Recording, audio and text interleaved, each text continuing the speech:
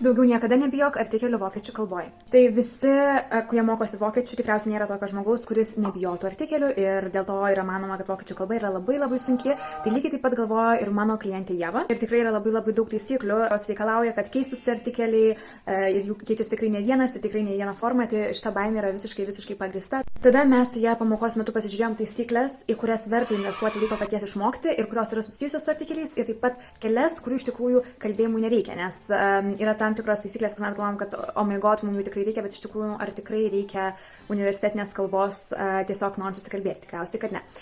Tai mano patarimas būtų atsirinkti tikrai tas taisyklės, kurios yra svarbios ir kurias jūs tikrai panaudosite kalbėjime ir jas mokintis. O viso kito, ko tikriausiai nepanaudosite kasdienį kalboje, palikti į šalį ir tai jau pasimokinti, jeigu po to bus noras, kai jau jūs galėsit tiesiog turėti normalų pokalbį, pasirinkti tiesiog mokytoją arba kursą, kuriame tikrai yra atrinktos tos taisyklės, kurių jums reikės, kad jūs tiesiog nešvaistytumėt laiko ant to, ko nereikia. Tai jeigu jūs tai padarysite, aš labai tikiuosi, kad jūs kalbėsite taip, kaip jinai kalba čia. Sveika, ačiū dar kartą už pamoką ir tikrai be galo vertingus patarimus. Žinok, po to pamokos toks keistas net išjudėjimas, būtent vokiečių kalbos mokinimas įvyko. Tikrai, ačiū labai už tai. Tai jeigu dabar žiūri šį video ir nori prisijungti ir pagaliau prakalbėti ir tai padaryti lengvai, be streso, tai kviečiu prisijungti, nes tai yra paskutinė grupė tokia kaina. O jei nori daugiau informacijos, paspausk nuorodą mano profilio aprašyme.